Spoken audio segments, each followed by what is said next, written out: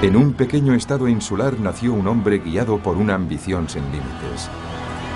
En su periodo de máximo apogeo, regiría los destinos de 70 millones de personas y transformaría la faz de Europa.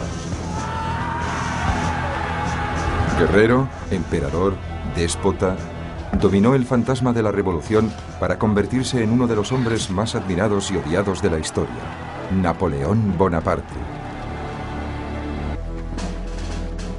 En la mañana del 18 de junio de 1815, cerca del pequeño pueblo de Waterloo, en la zona central de Bélgica, un ejército se prepara para la lucha. Las tropas toman posiciones. Los cañones se preparan para disparar. Hay mucho en juego. Napoleón Bonaparte lanza los dados por última vez en un audaz intento de recuperar la gloria pasada. Antes de que acabe el día sabrá si su destino es el triunfo o el olvido.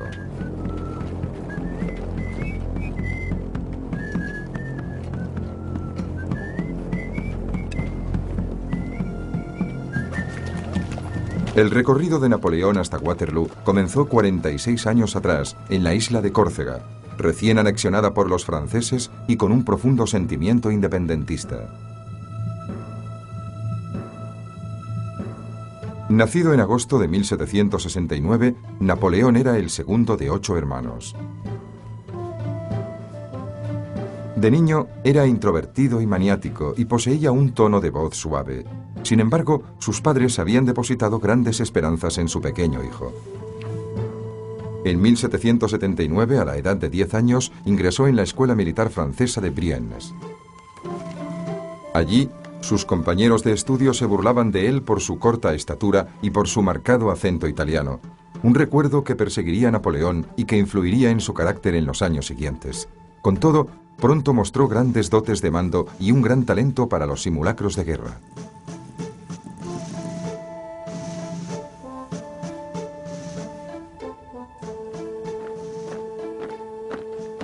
A los 15 años, Napoleón se traslada a la academia militar más prestigiosa de Francia, la Escuela Militar de París. Un año más tarde se gradúa con el número 42 en una promoción de 56 alumnos.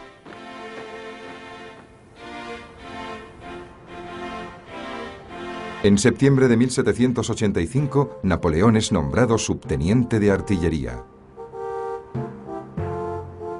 Para un hombre ambicioso como él, la oportunidad surgió de manera fortuita.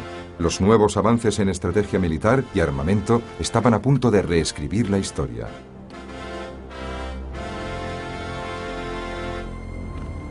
Siendo ya un experto en maniobrar las piezas de artillería y comandar un destacamento, Napoleón se revelará un auténtico genio al oponer el fuego de los cañones a la infantería del enemigo. Por entonces, él ya planea aplicar sus conocimientos para expulsar a los franceses de su Córcega natal, pero una tragedia de mayor alcance se abate sobre él. La primera oleada de la revolución se extiende por toda Francia y con ella uno de los grandes debates de la época, monarquía o democracia. En uno de los dos bandos se encuentran unos pocos privilegiados. Los nobles y aristócratas, viviendo en el mayor de los lujos, como han hecho durante siglos, son indiferentes al sufrimiento de miles de compatriotas suyos que mueren por la miseria y el hambre.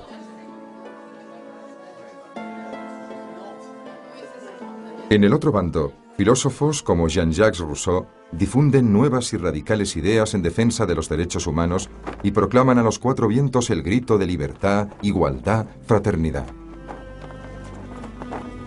Para Napoleón, libertad significa la independencia de Córcega y la igualdad una vía rápida para conseguir ascensos. Pero aunque abraza los ideales de la revolución, no es un anarquista.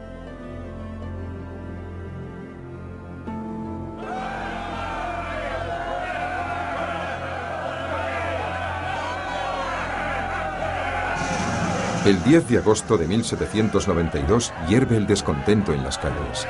El pueblo irrumpe en el palacio del rey Luis XVI. Con la multitud marchan varios destacamentos de la Guardia Nacional de París. Desde el principio parece obvio que correrá la sangre, y Napoleón está allí para ser testigo de los hechos.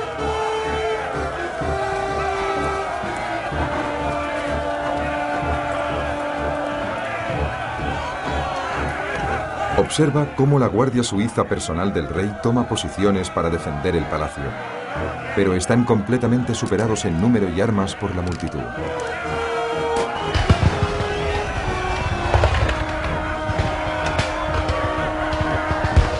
Luis y su mujer, María Antonieta, son arrestados y llevados a prisión. La abominable monarquía ha llegado a su fin. Entonces, los rebeldes se abandonan a su furia ciega. Empujados por un odio acumulado durante generaciones, mutilan los cuerpos de los guardias suizos cortándoles las orejas y los genitales.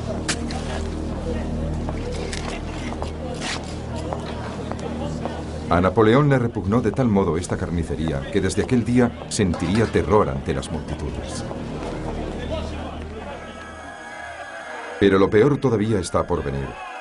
En 1793, Luis XVI y María Antonieta serían conducidos al patíbulo para ser guillotinados.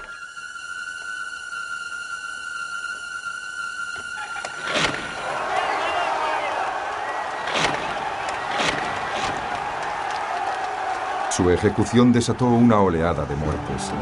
A lo largo del año siguiente, durante el llamado Reinado del Terror, se ejecutaría a 250.000 personas. La primera amenaza seria para esta cruel y naciente república es la guerra civil. Miles de oficiales renuncian a su graduación. Aprovechando la oportunidad de ascender con rapidez, Napoleón declara su lealtad al gobierno y a la revolución. Fraternité, égalité, liberté, être toujours les meilleurs. Su declaración no pasará inadvertida. En el verano de 1793, Francia se halla en guerra consigo misma y con la mayor parte de Europa. Durante meses, el gobierno ha estado intentando acabar con los franceses realistas, apoyados por un ejército de 18.000 hombres entre españoles y británicos, procedente de la base naval de Toulon. Napoleón está al frente de la artillería. Contre l'ennemi, les Anglais, ici. Pero sus superiores se muestran escépticos cuando les propone sitiar el puerto en lugar de la ciudad, una táctica muy poco convencional. Su objetivo es utilizar la artillería de tierra para destruir los barcos ingleses con munición de gran calibre, balas de cañón previamente encendidas que se convertían en bombas incendiarias.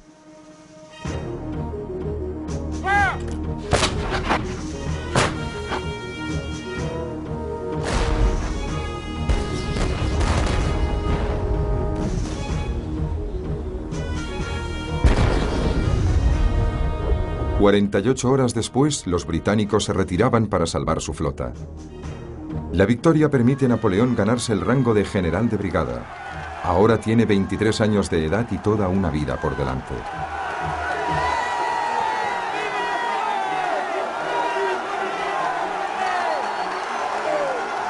No será requerido de nuevo hasta octubre de 1795, cuando 40.000 monárquicos, hartos del nuevo régimen, planean dar un golpe de Estado.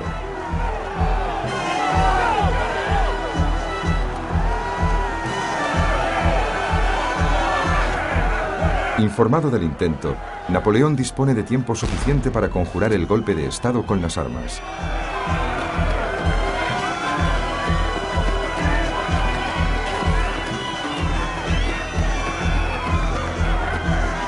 Cuando los monárquicos avanzan, Napoleón les hace frente con lo que él llama un poco de metralla, pequeños trozos de hierro disparados a quemarropa.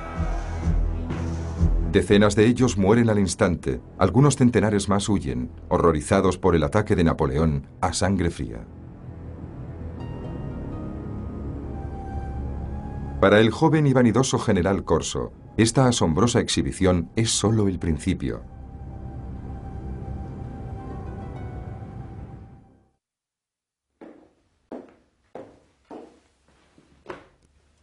A los 26 años, Napoleón Bonaparte ha conducido las riendas de la revolución hasta la cumbre del éxito. Pero su destino está a punto de dar otro giro inesperado.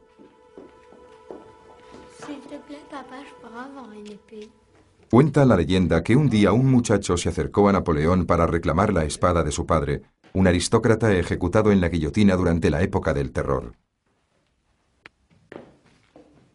Iba con su madre, Josefina de Beauharnais. D'accord? Tiens. Merci, mon général.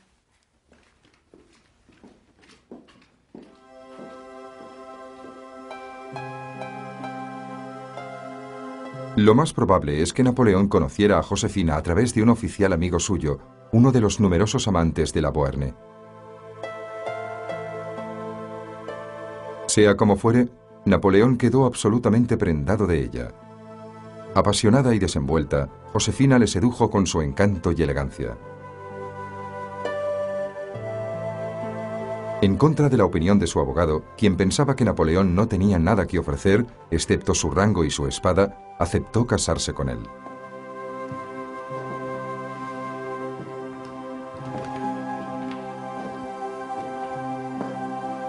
El día de la boda no empezó demasiado bien.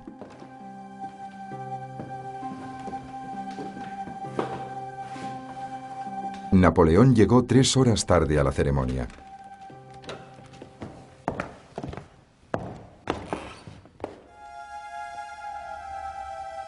Y tampoco acabó bien.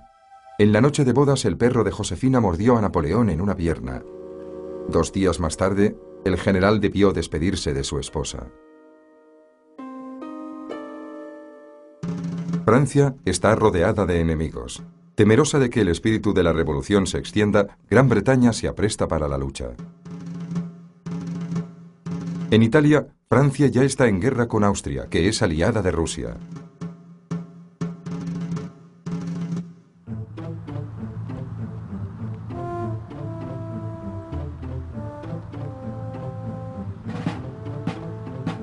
Dos semanas después de su boda, Napoleón llega a Italia, donde lo espera un ejército de 37.000 hombres andrajosos y harapientos.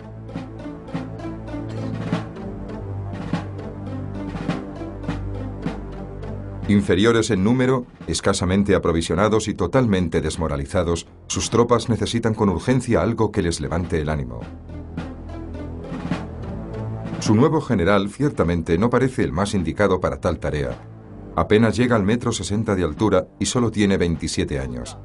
Pero a Napoleón le sobra audacia e inteligencia.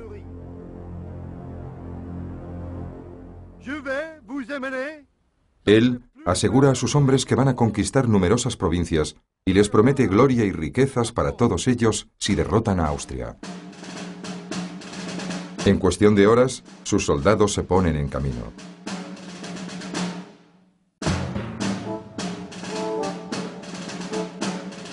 La escasez de pertrechos se torna una ventaja, pues no les entorpece la marcha y avanzan a través de Italia a gran velocidad.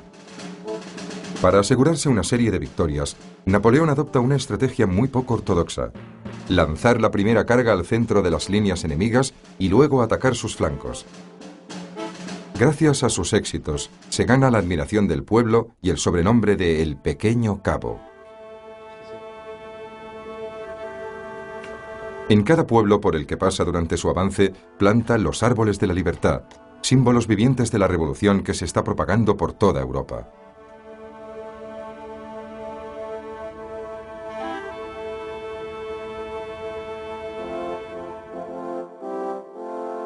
En abril de 1797, Napoleón ha hecho retroceder a los austríacos hasta apenas 100 kilómetros de Viena, asegurándose un ventajoso armisticio. El tratado de paz que negocia dará a Francia el control de miles de kilómetros de territorio, desde Bélgica hasta Grecia.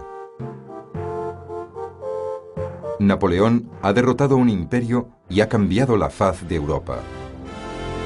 Para entonces ha alcanzado la cima del escalafón militar francés. Ahora solo le queda un país por conquistar, Gran Bretaña. Pero la empresa es desalentadora. La Armada Real Británica controla el Canal de la Mancha. Para no correr el riesgo de un desastre, los franceses recuperan un viejo plan para invadir Gran Bretaña de forma indirecta. En julio de 1798 zarpan 35.000 soldados, pero no hacia Inglaterra, sino hacia la tierra de los faraones. Egipto es el centro neurálgico de las rutas comerciales británicas en el Mediterráneo y punto de paso obligado para los barcos que se dirigen a la India. Rodeado del esplendor de la antigüedad, Napoleón toma conciencia del papel que la historia le reserva. Les dice a sus soldados: recordad que 40 siglos de historia nos contemplan. Para los turcos del Imperio Otomano que dominaban Egipto, los franceses son infieles. Al pie de las pirámides proclaman la Guerra Santa.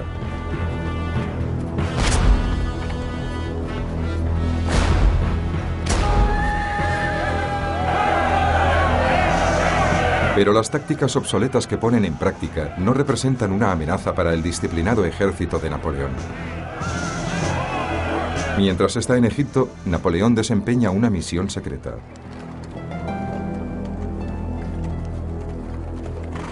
...500 personas, entre artistas, ingenieros y científicos... han sido enviados para descubrir y registrar todos los datos posibles... sobre los tesoros del antiguo Egipto. Entre estos está la piedra de Rosetta... la valiosa clave para descifrar los jeroglíficos y la historia de los faraones. Pero a pesar de su poderoso encanto, Egipto se convierte en una trampa mortal. 4 meses después de la llegada de Napoleón, el almirante inglés Horatio Nelson rodea la flota francesa en el Nilo y la destruye. Desmoralizado, extenuado y sufriendo una epidemia de peste bubónica, el ejército napoleónico queda inmovilizado en el desierto durante un año más. Aunque Napoleón escribe regularmente a su esposa, le llegan rumores de que Josefina tiene una aventura amorosa. Y lo que es peor todavía, las cartas enviadas a su hermano José sobre las aventuras de su esposa son misteriosamente interceptadas y divulgadas por la prensa británica, convirtiendo a Napoleón en objeto de burla. Cuando vuelve a casa, en octubre de 1799, se niega a ver a su esposa. Solo cuando Josefina le suplica, él decide aceptarla nuevamente. A partir de entonces, él también coleccionará una larga serie de amantes. La primera de ellas, Désirée Carré, se reúne con él secretamente tras su vuelta de Egipto. Pero no le perdonará nunca el no haberse casado con ella, y pronto contraerá matrimonio con uno de sus peores enemigos. La famosa soprano Giuseppina Grassini sedujo a Napoleón más por su voz que por su belleza, y siempre llevaba encima un retrato del general. Pauline Fauré era conocida como la Cleopatra de Bonaparte. Napoleón mandó a su marido, teniente de su ejército, de vuelta a Europa para poder vivir con ella en el Cairo. María Waleska, una condesa polaca, se disfrazó de campesina para encontrarse con él. Aunque al principio se mostró muy recatada, al final le daría un niño, su primer hijo varón. Pero a pesar de sus muchas amantes, ninguna mujer le cautivaría tanto como Josefina. Su tormento por la infidelidad de su mujer solo se vería algo atenuado por la agitación política que sacudía a Francia.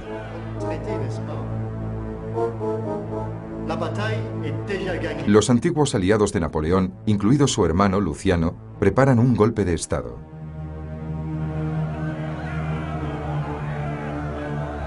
Apoyados por las tropas de Napoleón, se hacen con el control del gobierno sin disparar un solo tiro.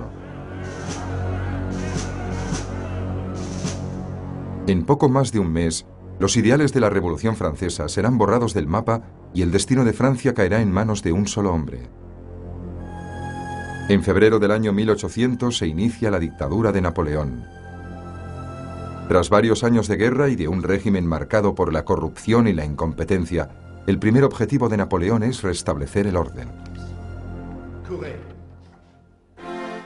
Consigue optimizar el funcionamiento del gobierno y lo convierte en una eficaz máquina militar.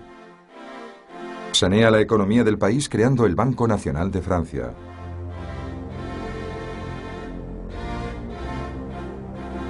Simplifica el sistema legislativo con la promulgación de una serie de leyes civiles. El Código Napoleón regulará prácticamente todos los aspectos de la vida. Aunque no era creyente, abre de nuevo las iglesias, prohibidas durante la Revolución. Pero lo que la gente quiere por encima de todo es paz, y Austria, la eterna rival de Francia, vuelve a mostrarse beligerante. Esperando conseguir una victoria rápida, Napoleón cruza los Alpes con 40.000 soldados para enfrentarse a su enemigo en Italia. La batalla de Marengo pronto se convierte en un completo fiasco. Con insuficientes tropas de reconocimiento, los austríacos lanzan un ataque sorpresa que coge a Napoleón sin 2 de sus divisiones, quedando reducido su potencial a la mitad.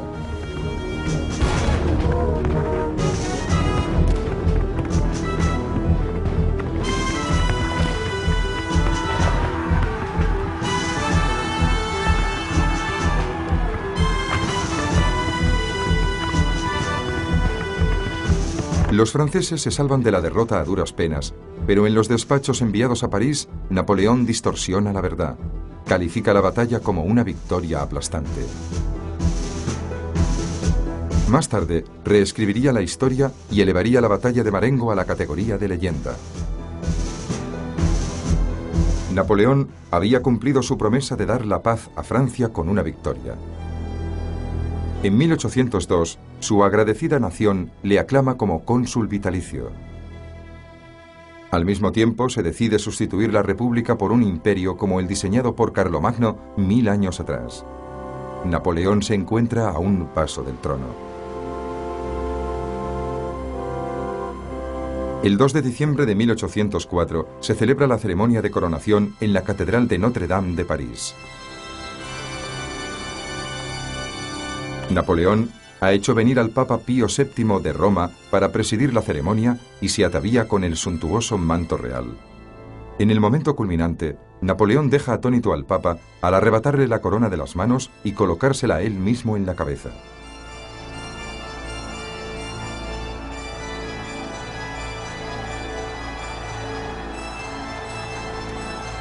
A continuación, el emperador de Francia convierte a Josefina en emperatriz.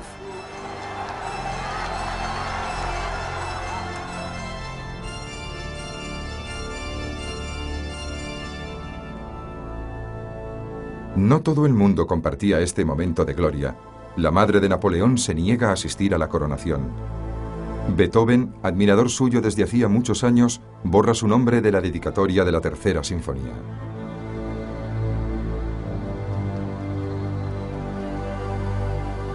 El emperador, autoproclamado al estilo de los romanos, se convierte en amo y señor de toda Francia.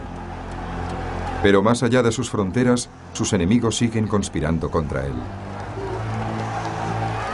En los días siguientes, dispondrá de poco tiempo para disfrutar del trono.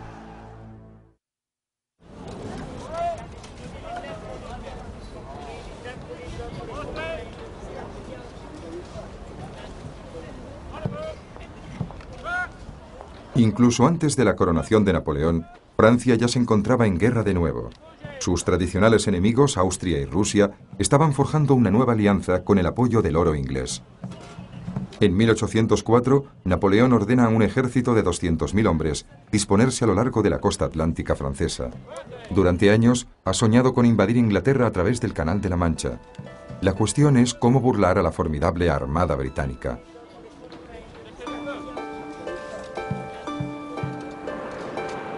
Avanzándose 100 años a la historia, Napoleón considera seriamente excavar un túnel bajo el canal y utilizar globos de aire caliente para transportar a sus tropas.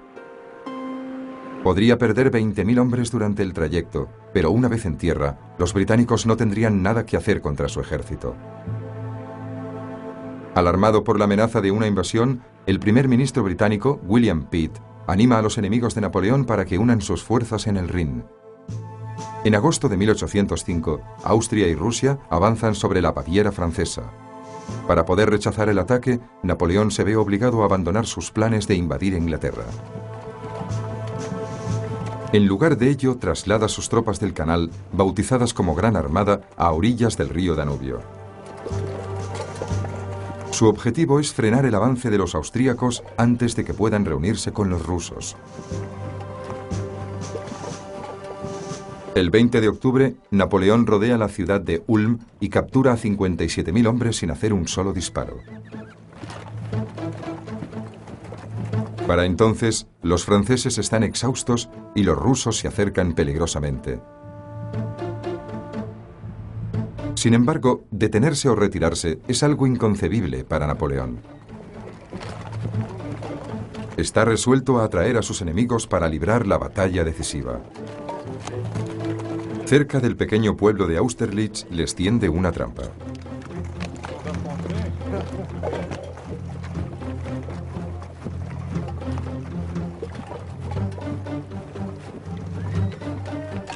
El ejército ruso, comandado por el zar Alejandro, y el austríaco, conducido por el emperador Francisco II, atacan a los franceses, pensando que están debilitados y en retirada.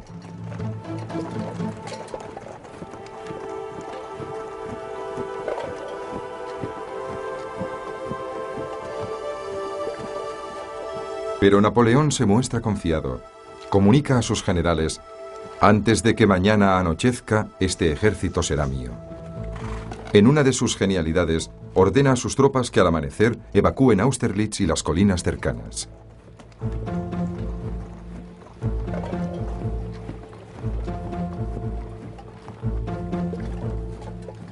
Al día siguiente, descubrirá la pieza clave de su estrategia.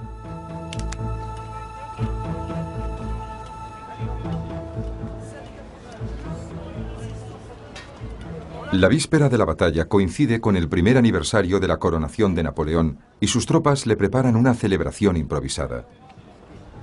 Al pasar revista de las tiendas, Napoleón saluda a sus hombres llamándoles por su nombre, cuenta chistes y ríe con ellos.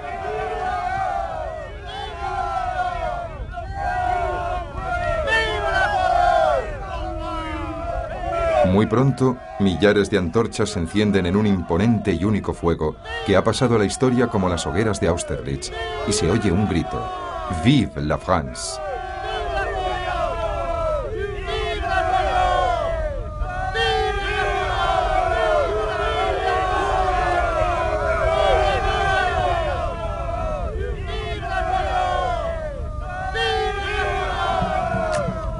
A la mañana siguiente, una espesa niebla oculta la primera escena de la representación ideada por Napoleón. Cuando el sol se eleva y la niebla se desvanece, los rusos observan cómo los franceses se retiran del campo.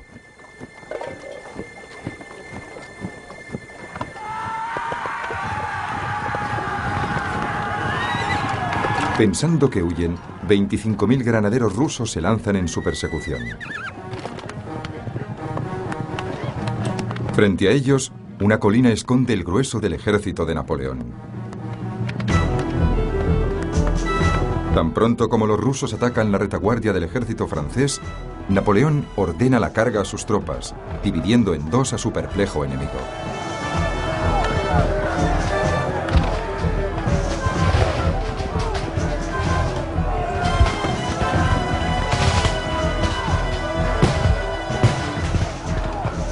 Napoleón destruyó un formidable ejército y una peligrosa alianza con una de las maniobras más brillantes de la historia militar. Pero en una carta dirigida a Josefina se muestra sorprendentemente humilde. He derrotado al ejército austro-ruso, comandado por 2 emperadores. Me siento un poco cansado, escribió. Pero no habría descanso para Napoleón.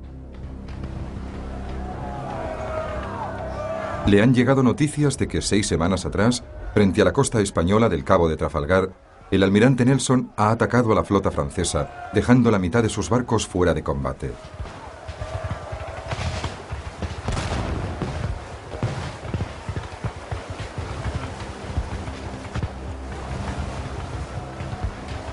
Nelson pagó esta victoria con su vida, pero puso fin al sueño de Napoleón de invadir Inglaterra.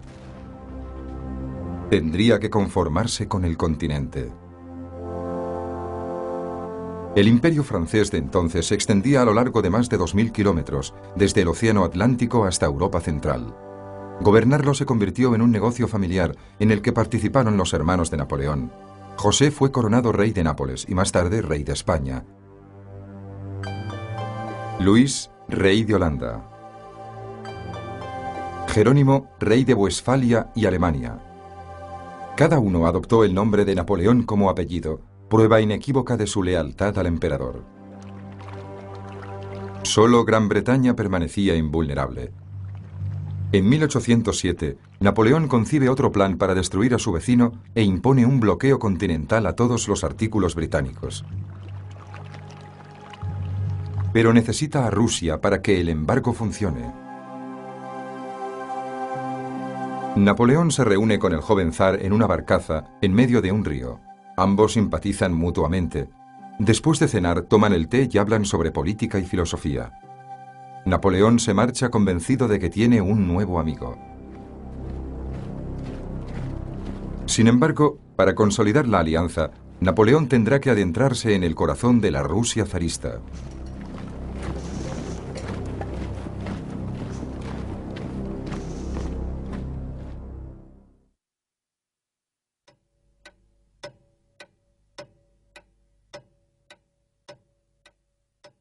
A los 40 años, el imperio de Napoleón Bonaparte ha alcanzado la cumbre de su gloria. Gracias a su fuerza de voluntad y a su carismática personalidad, controla el destino de 70 millones de personas. Pero sin un heredero, su imperio está condenado. Su único hijo, tenido con María Walewska, es ilegítimo.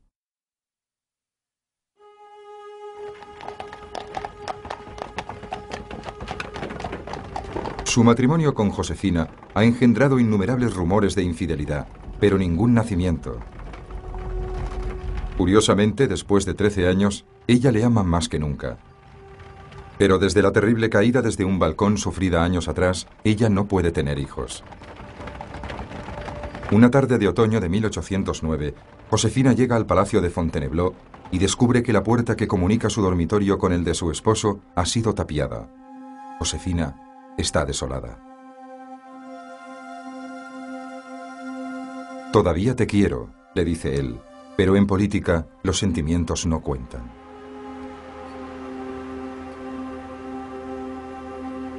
Josefina fue el encantador amuleto de Napoleón. Tras ser sustituida por la sobrina de María Antonieta, su suerte iba a cambiar. En abril de 1810, Napoleón se casa con María Luisa, la hermosa hija de 18 años de su antiguo enemigo, el emperador de Austria. En apenas un año, la joven esposa da a luz un niño. Rebosante de alegría, su padre le da el título de rey de Roma. Su primogénito vivirá en una capital digna de un imperio. París, proclama Napoleón, será algo fabuloso y de una grandeza sin precedentes. Ordena la construcción de 3 puentes nuevos sobre el Sena y 2 monumentos. El Arco de Triunfo conmemora las heroicas victorias de su gran armada.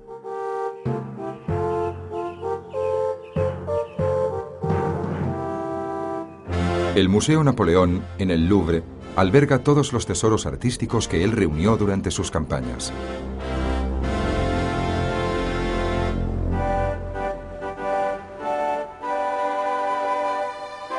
Pero mientras París resplandecía, la buena estrella de Napoleón comenzaba a apagarse. En una serie de pinturas, Francisco de Goya documenta los horrores de la ocupación francesa en España.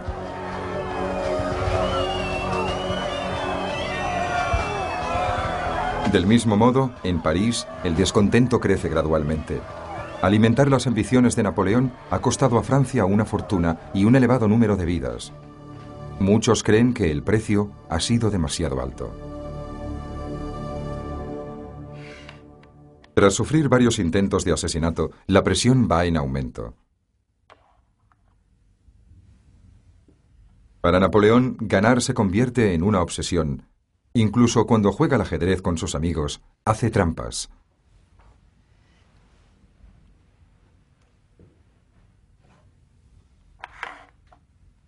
Convencido de que es infalible, pronto cometerá uno de los mayores errores de su vida.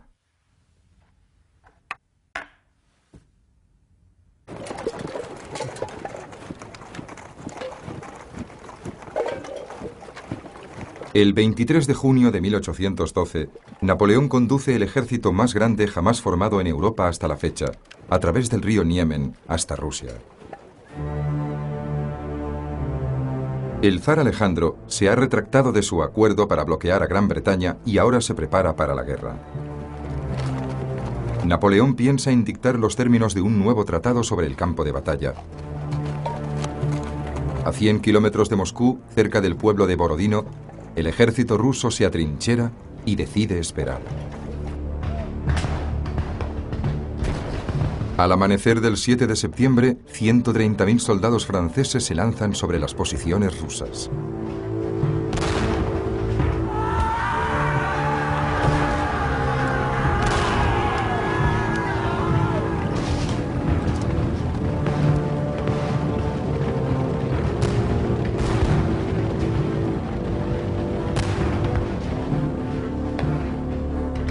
Al final, los rusos, completamente exhaustos, se retiran. Napoleón ha perdido 30.000 hombres y 10 generales. Su cirujano jefe ha practicado 200 amputaciones en 24 horas. El precio ha sido alto, pero ahora tienen el camino libre hasta Moscú.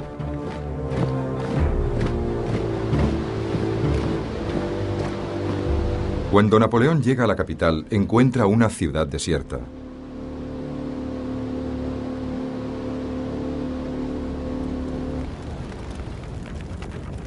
Al día siguiente, el fuego se extiende por toda la capital. 2/3 partes de Moscú son destruidas por las llamas. Durante 5 semanas, Napoleón espera la rendición del zar, pero Alejandro ha adoptado un astuto plan. El invierno ruso se acerca. Con sus provisiones muy disminuidas, Napoleón ordena con amargura el largo viaje de vuelta a casa. Entonces, los rusos lanzan un feroz ataque. Acosan a los franceses, obligándoles a retroceder hasta Borodino, más allá de los hinchados cadáveres de sus compañeros de armas.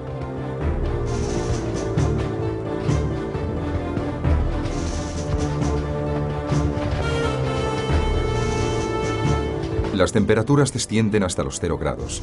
La comida se acaba. Los rezagados mueren congelados, mientras Napoleón viaja confortablemente en su carruaje, comiendo 3 veces al día.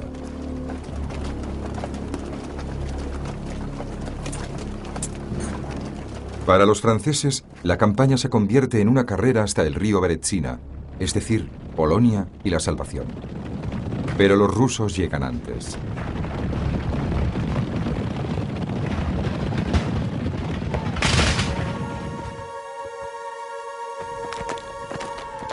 Napoleón volverá a casa como el artífice de uno de los peores desastres de la historia militar. Lo que una vez fue su gran armada, ahora es un ejército en ruinas. Su imperio se tambalea. Sus viejos enemigos le declaran la guerra. Pronto, las fuerzas aliadas de 5 naciones marcharán sobre París. El destino de Napoleón está escrito.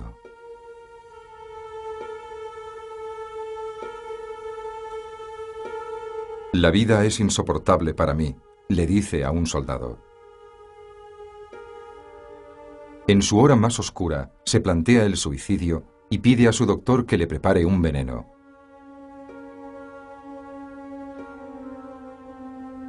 El veneno es lo bastante fuerte como para matar a 2 hombres. Pero su cuerpo lo rechaza. Napoleón había intentado abandonar la vida y ahora, en cambio, se veía obligado a abandonar Francia.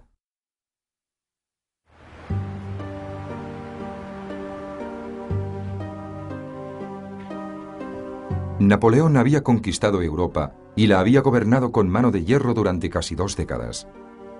Ahora, sus enemigos no aceptarían nada que no fuese su rendición incondicional.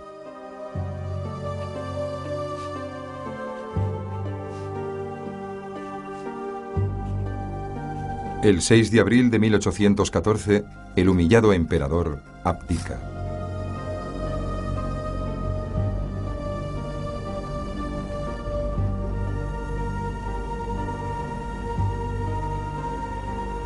Dos semanas más tarde, Napoleón deja Fontainebleau por última vez.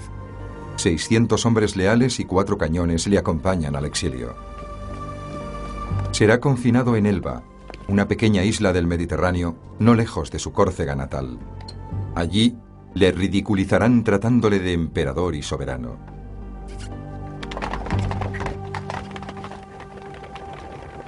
El exilio de Napoleón significó la vuelta a la monarquía y a los tenebrosos días anteriores a la Revolución. El nuevo soberano, Luis XVIII, restableció de un plumazo las antiguas fronteras de Francia y abolió el imperio. Sin embargo, para algunos, la vuelta atrás ya no era posible.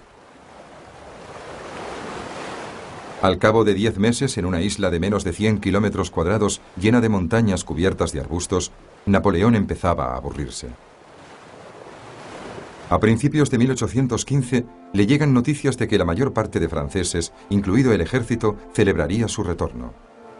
Aunque es una empresa peligrosa, Napoleón no puede resistir la tentación de intentar recuperar su antigua gloria. En marzo se escapa de Elba a bordo de un bote camuflado de velero inglés e inicia su marcha hacia París. Durante el camino, cada regimiento enviado por el rey para detenerle se une a él. Cuando las noticias llegan a palacio, Luis se dispone a huir. Ahora el pueblo aclama abiertamente a su antiguo emperador.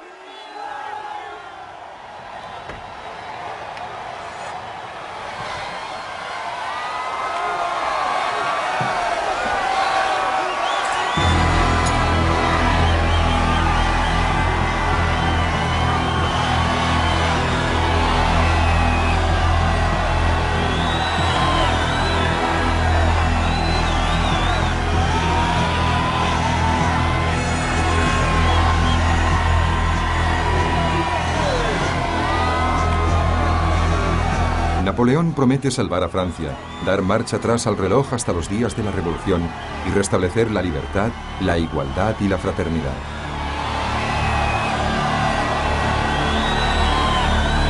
Mientras tanto, en Viena, los enemigos de Napoleón han estado muy ocupados repartiéndose su imperio. Cuando les informan del retorno de Napoleón, le declaran oficialmente un proscrito. Inmediatamente, el duque de Wellington viaja a Bélgica para unirse al mariscal de campo Gebhard Blücher y al ejército prusiano. Aunque sus fuerzas superaban las de Napoleón en una proporción de 2-1, Wellington es demasiado listo como para subestimar a su oponente. Estando Boney al frente, es como si ese ejército tuviera 40.000 hombres más, asegura Wellington.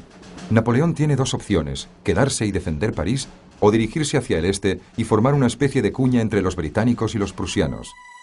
El 15 de junio de 1815, Napoleón se pone en marcha hacia Bélgica.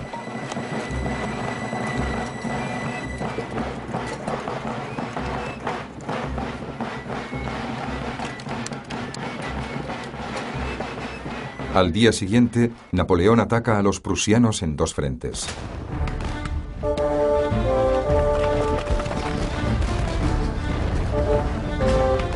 Durante varias horas carga contra el enemigo, pero con un ejército tan mermado no puede concluir la victoria.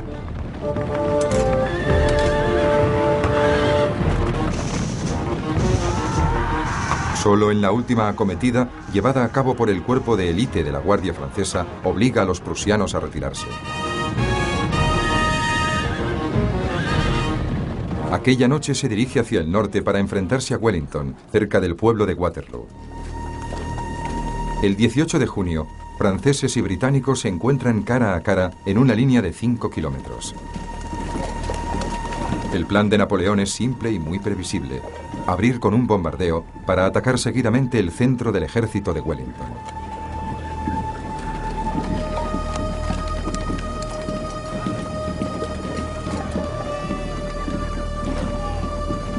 Coloca 4 divisiones en el flanco derecho y 3 en el izquierdo. Wellington controla la parte elevada del terreno y sitúa sus fuerzas a lo largo de la cima del monte Saint-Jean. Deja su flanco izquierdo abierto con la esperanza de que llegue el apoyo de los prusianos.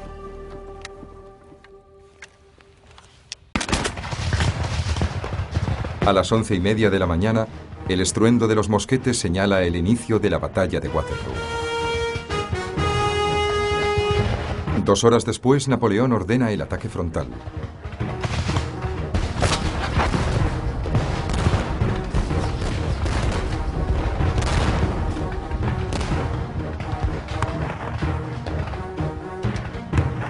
Pero sus hombres, dispuestos en una formación obsoleta, son un blanco perfecto para las tropas de Wellington.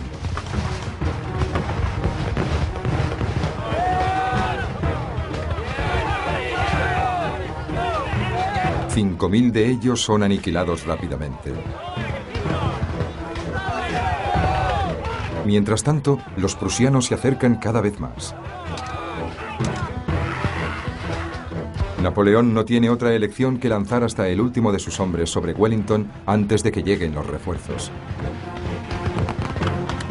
El primer asalto fracasa. Entonces, sus generales ordenan una carga de la caballería.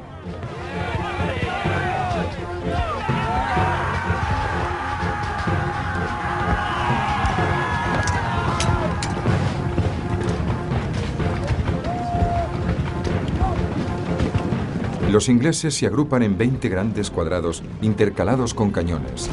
Durante las 2 horas siguientes, innumerables oleadas de la caballería francesa cargarán y morirán ante las líneas británicas.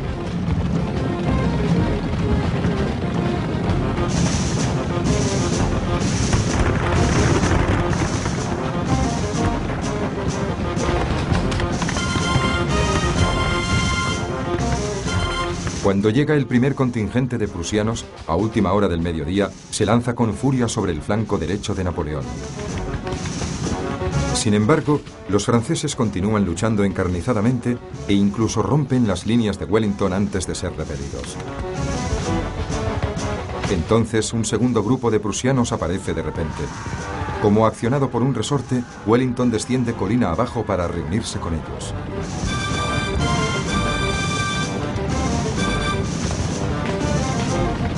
Perplejo y aterrado, el ejército de Napoleón capitula.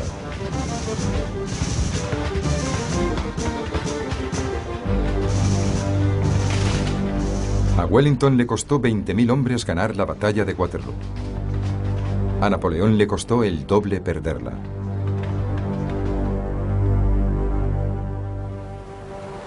Un mes más tarde, Napoleón se rindió a la Armada británica antes de su segundo y definitivo viaje hacia el exilio.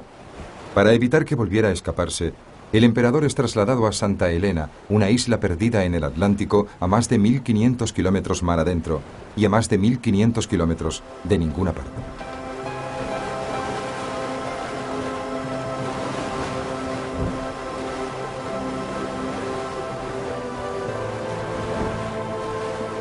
A Napoleón no le gusta Longwood, su hogar en Santa Elena, una pequeña casa de madera que anteriormente se usaba como choza para el ganado. Está situada sobre un montículo que podía ser constantemente vigilado desde un campamento militar cercano.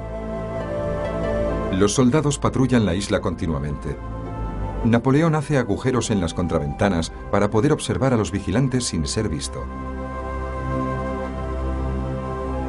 Se queja a sus carceleros afirmando que él es un emperador y no un prisionero de guerra, pero los británicos se niegan a reconocer su título.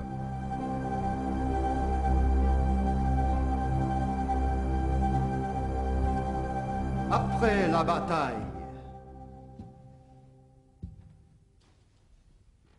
Après la bataille. Para matar el tiempo, escribe sus memorias con objeto de ensalzar su propio nombre. De su reconocido genio militar dice: he librado 60 batallas y no he aprendido nada que no supiera desde el principio. En la primavera de su 6º año en Santa Elena, su salud le abandona. Atormentado por intensos dolores de estómago, dicta su última voluntad en testamento. En él expresa su deseo de ser enterrado a orillas del Sena, entre el pueblo francés que tanto amó. Murió el 5 de mayo de 1821. Según la autopsia, murió de cáncer, pero algunos rumores sostienen que fue envenenado por sus sirvientes británicos. Napoleón fue enterrado en un valle de Santa Elena. Sus edecanes no se pusieron de acuerdo respecto a la inscripción de su tumba y al final se dejó en blanco. 19 años después de la muerte de Napoleón, el rey Luis Felipe solicitó a Gran Bretaña la devolución de sus restos. Hoy descansa en la Iglesia Militar de los Inválidos, en París, un merecido tributo a un hombre extraordinario.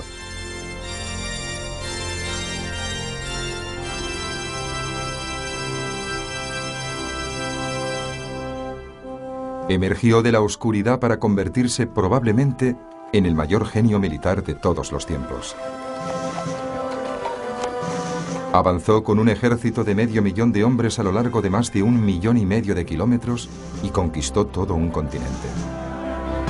Salvó del caos de la revolución a una nación atormentada y la transformó en un imperio. Apasionado, ambicioso, egocéntrico. También era un visionario, un héroe, un conquistador. Era Napoleón Bonaparte.